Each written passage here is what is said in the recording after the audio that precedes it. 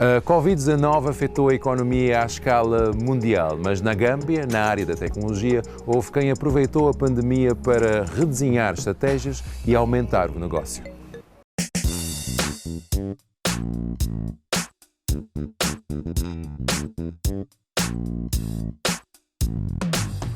Fatou, Juka, cofundou em 2019 a empresa Make 3D, que utiliza a impressão em 3D para desenvolver e fabricar equipamento ortopédico, médico e de assistência para instituições médicas e os seus pacientes. A primeira empresa de impressão 3D no país, diz a diretora, cresceu bastante com a pandemia de Covid-19. Our main goal, firstly, is to provide access to the technology to basically everyone in the Gambia. And secondly, is to shutting the logistic chain, because you find out that logistics in Gambia is very difficult to tackle, especially in the last 1 year during the COVID pandemic. We realized that there was a shortage in a lot of things and devices, especially those used in the medical sector. There were a lot of supplies, demand was high, and there were no supplies because almost everywhere you get the supplies from. Let's look at face shields, for example. There was a shortage of face shields in the Gambia, and what we did was come on board as a 3D printing company to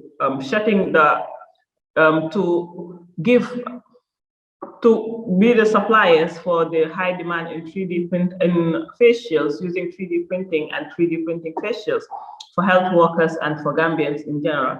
Because what happened was when COVID hit, obviously there was a disruption in the supply chain, and a lot of countries that were supplying these things, medical devices or devices used in the medical sector, they had to keep it back for themselves, for their countries, because they also needed it.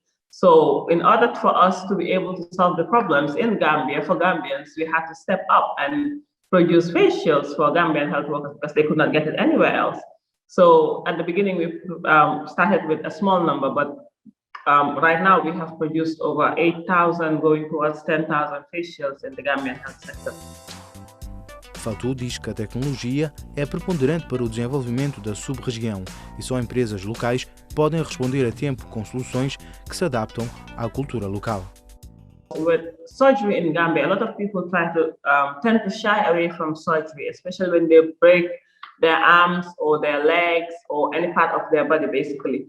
So they tend to go more towards the traditional healing processes, which is very dangerous because most of these traditional healers don't see the bones. They don't have X-ray machines to see what actually happened to the bone. So they tend to run away from hospitals because they believe that in the hospital, once they get there, the only possible solution is surgery. So what we did was design a brace that is very similar to what traditional healers are using in Gambia, but also medically accepted in the hospital, used by a surgeon that will manage it and fix it. And we realized that so many people will actually go for this rather than going for surgery. So in cases where your fracture or your bone issue is manageable with some of these braces, either the humeral brace or the finger brace or the finger braces or the ankle braces, if your case is manageable with this, instead of going for surgery, you can go for this. And some patients have been successfully treated using this method. And according to feedback from them, they prefer this than surgery. And since it is in the hospital, which is very similar to what is being used by the traditionalists, they will also go. Fatou cresceu num ambiente onde todos tinham as mesmas oportunidades, independentemente do género. Assim foi despertando interesse pela forma como as máquinas funcionavam. Ganhou particular interesse por determinados aparelhos que ela desmontava, mas quando foi para a universidade percebeu que não havia muitas mulheres no mundo da tecnologia e que ela tinha sido privilegiada. Acredita que a tecnologia deve ter mais mulheres, que naturalmente são descobridoras de soluções. So right now I keep saying this: if I have one opportunity and there is a man and a woman, there are chances that I will give it to the woman, obviously, if the woman is qualified. And I have tried as much as possible to open my doors to young Gambian women and girls and just welcome them basically and show them that I am here and I could do it, so you can do it also.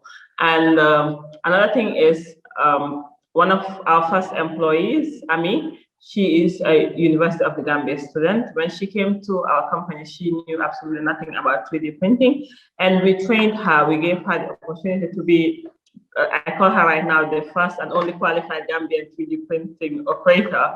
And this is what I want to be doing. I want to give girls the opportunity to learn, to grow on the job, to also just explore, basically. So I am open to just having girls. I don't have any concrete project right now that is focused on girls, but throughout my life in the technology field or working as a technician, all I have been advocating for is having more young girls in tech.